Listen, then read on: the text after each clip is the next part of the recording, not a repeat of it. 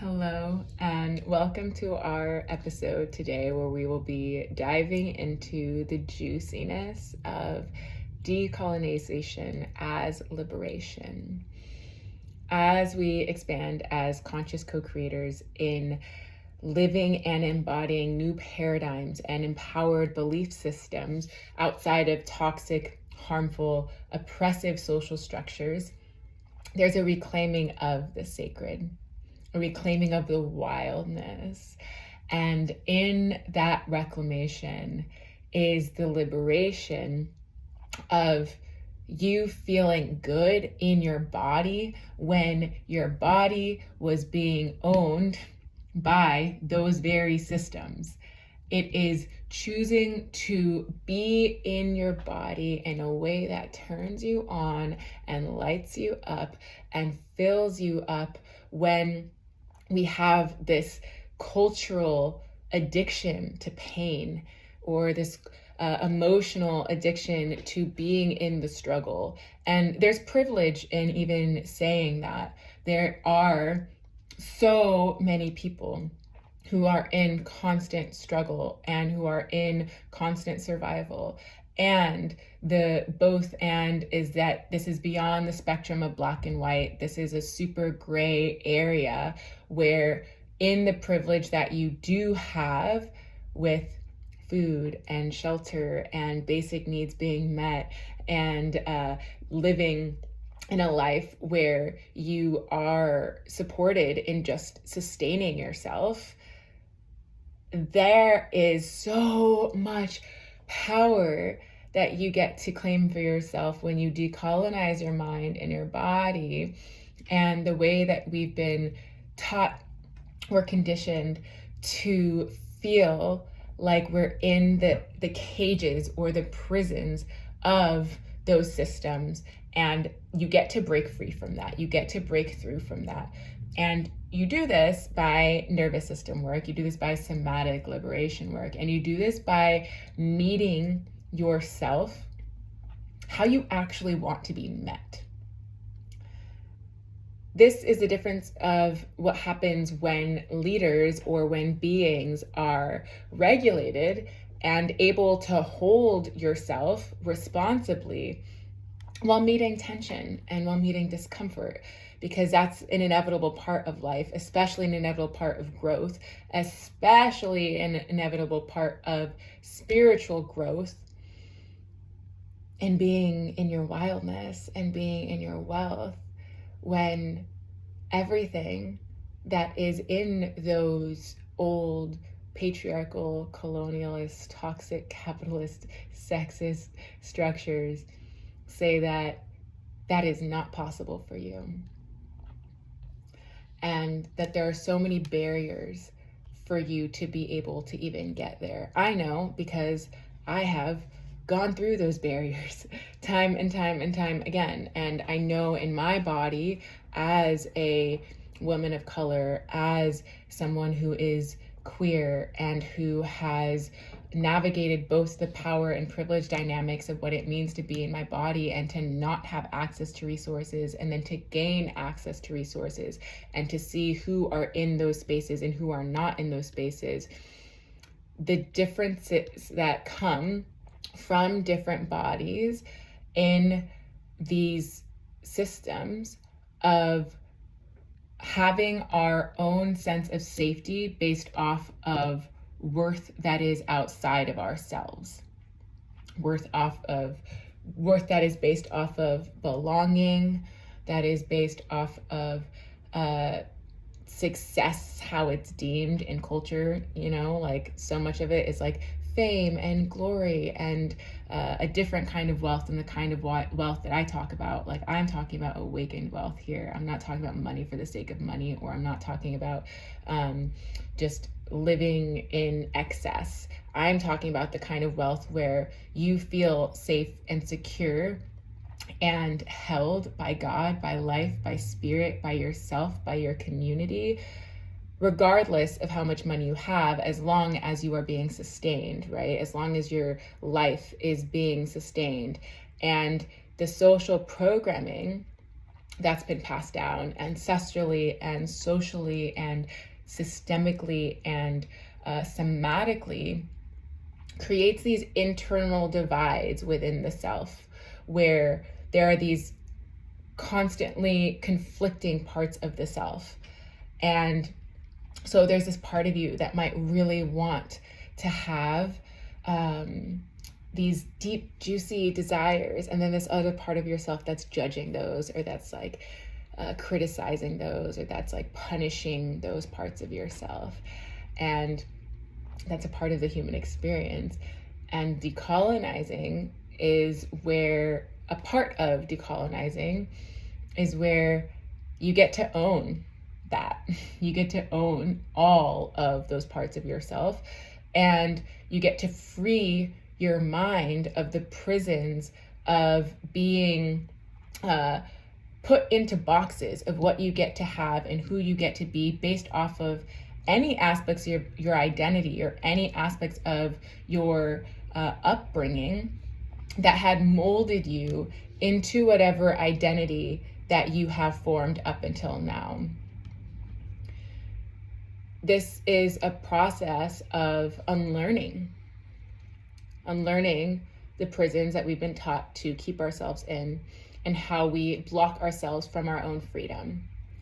And in reclaiming the feminine power, the divine feminine power, to be in the raw, wild, primal, ancient freedom of energy just moving through your system, it releases the hold of those systems. It releases the hold of colonization. It releases the constructs that, or the conditions of which have made it feel like you are not able, or you are not allowed to be free or to live liberated in your body. And this looks different for everybody and every person, depending on what it is that you came here to do, what your specific magic is, what your specific medicine is, how you feel called to serve. And when the wild has been suppressed and made to feel unsafe, the indoctrination is how you operate within.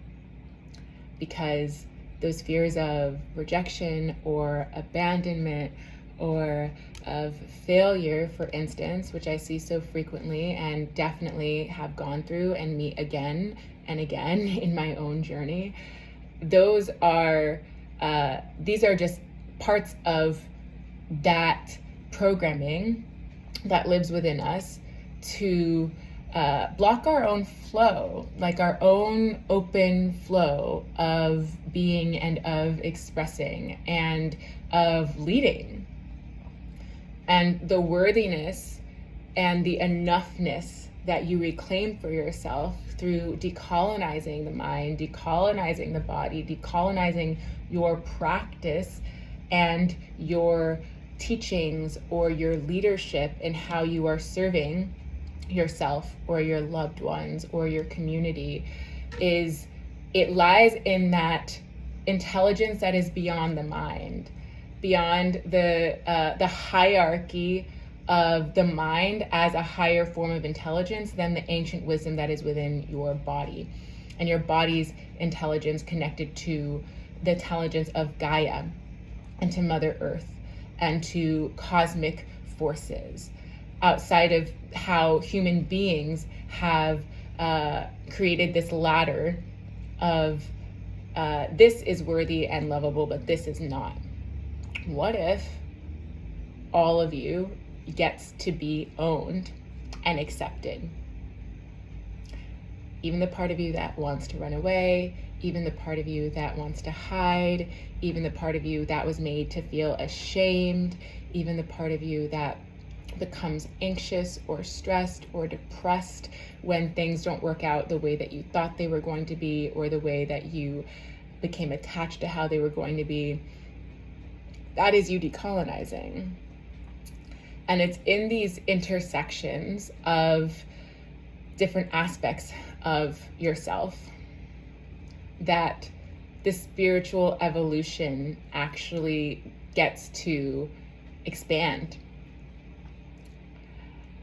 where you are living in the fulfillment of unleashing and unveiling the untamed, unapologetic self.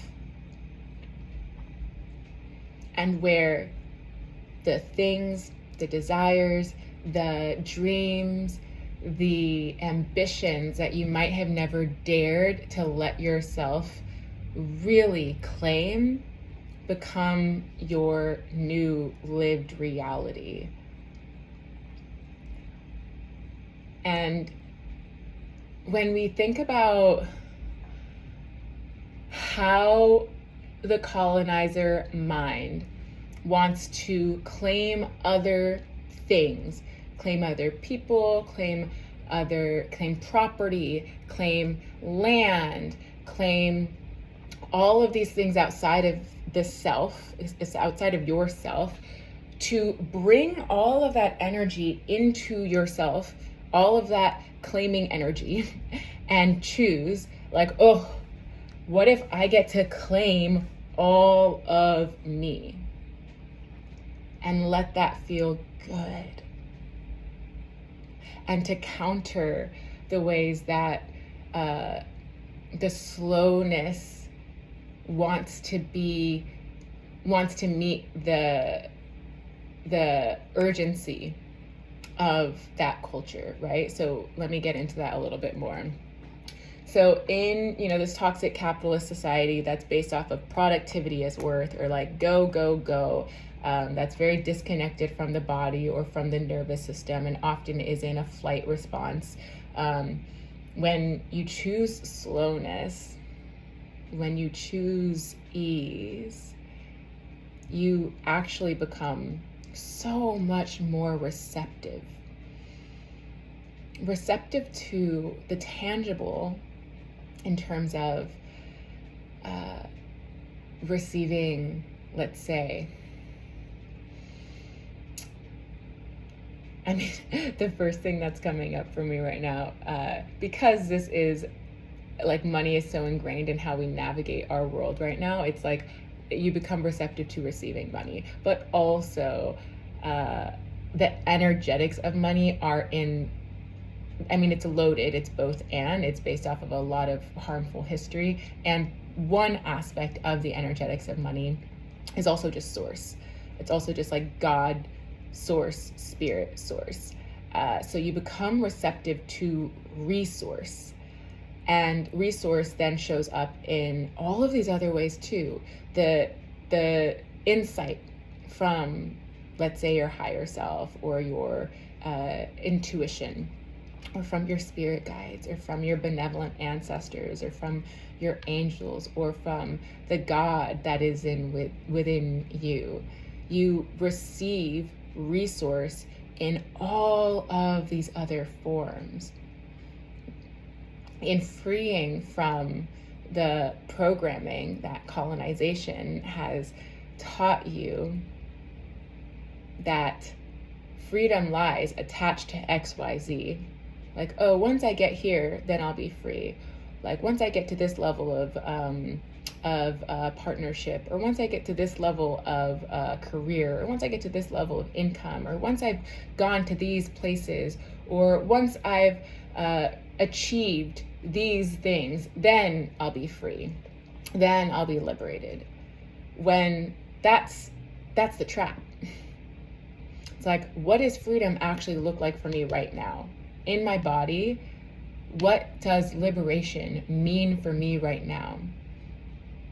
And in that non-attachment, that is you choosing to resource yourself with what is available to you right now, and opens your nervous system to feel safe with having that right now. Even in the subtleties of deep breath, right? Like pranayama, meditation, walking down the street in communing with the trees and the plants and the sun and the moon, the earth below you, the wisdom from all of the sentient beings that are around you that are not in human form, and dismantling any hierarchy between you and them. It's not this extractive relationship where I'm taking. It's this interdependent relationship where we are exchanging energy. And then what if you allow that to be how you relate to all of life itself? If everything became equal, if all of life, all living beings became equal, and that in your generosity to receive abundantly, you are also generously giving from fullness, not from any sense of lack or unworthiness or scarcity or fear. And in that way, you're always replenished. And when it feels like you're not cared for or supported in your wildness, in your freedom, in your pleasure, what do you need to ask for? What do you need to claim? What do you need to have provided for you to allow for that to be your new way of experiencing yourself in your body? Because we've been taught in our body from however young, and bodies of color and women of color and non-gender conforming beings of color, but also in all races, in all backgrounds, we've been taught that we are not our own, that we must sacrifice by giving ourselves away in a way that is harmful to the self, in order to have what we want out of life. But what if we get to flip that story, flip that script, and reclaim receiving and reclaim giving as this reciprocal, regenerative exchange of energy? And that in choosing to meet the pain or the grief or the rage or the sadness or the discomfort or the tension that lies in that reality, where there is the both and of pleasure and pain, or of the I don't have everything that I want right now, but I also have more than I ever knew that was possible. Or I feel like I'll never get to where I'm going, but oh my God, I didn't even imagine I would be here where I'm at right now. Where can you find the peace in that? And everything that's in the way of the peace is where the work is in dismantling the decolonization. To be at peace with yourself in your body. And it comes and goes. It always comes and goes. There's not, I mean, at least I don't know if how common it is to exist in a state of peace all the time in this world. If you are someone who deeply cares about justice, if you're someone who deeply cares about harmony and cares about equality and cares about people having basic rights in the world while other people have extraordinary excess of resources. So it's choosing to be with it all and feel safe and nourished in your body to express yourself how it wants to be expressed. Your body's intelligence of processing the gunk, right? The charge, the density that is trapped and stored in different parts of yourself that never felt safe in the past because of trauma, because of social conditioning, because of systemic oppression. That energy didn't feel safe to be digested. And so it's just held in the body and waiting to have that availability, that resourcing, that capacity to be digested. And then once it's processed, meaning once you let yourself feel what wants to be felt as you meet these new depths of darkness and shadow within yourself. That is a liberation. That is being free of it. That is freeing yourself of it. And you get to tune into what that looks like for you at this point in your journey.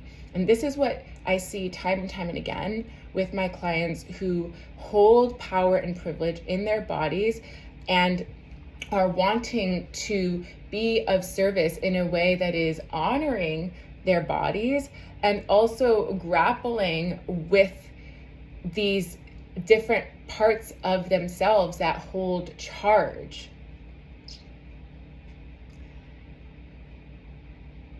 So when the dominant culture has punished you for, and we see this, in the American system with mass incarceration and all of what goes on to there. That's just one example. And in somatic abolition of like freeing yourself from punishing yourself, right? So like choosing not to make yourself wrong, and noticing where you have been wrong and owning that and taking responsibility for that and loving yourself through that. That's transformative justice, like honoring the harm that you might have caused to yourself and others through healing the parts of yourself that acted in harmful ways to yourself and others, and then repairing that harm and restoring ease and peace to the highest of your ability. That's the work. That's being a conscious leader that's in integrity and in sovereignty with how you are navigating your own body's way of responding to other people and to yourself, and connecting to the wisdom that is beneath those old patterns. And that, my loves, is how you get to open up the space in your beingness to walk and live and talk and breathe in higher or in right relationship with yourself, knowing that we are all works in progress.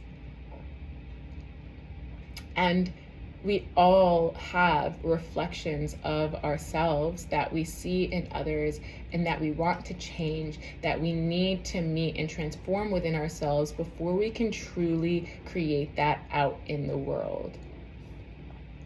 And it begins by decolonizing yourself in this respect. And it begins by decolonizing your mind and owning and disowning what needs to be owned and disowned within you, so your medicine is coming pure and from the heart and from a place that is not distorted.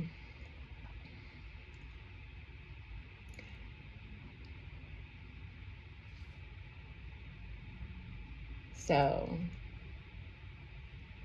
I invite you to drop into what has shown up for you in your own relationship to feeling a right to own things outside of yourself, and the attachment to owning things outside of yourself and what that means for you and what it is that you're ready to own within yourself, and how that gets to empower you to uplift others as well.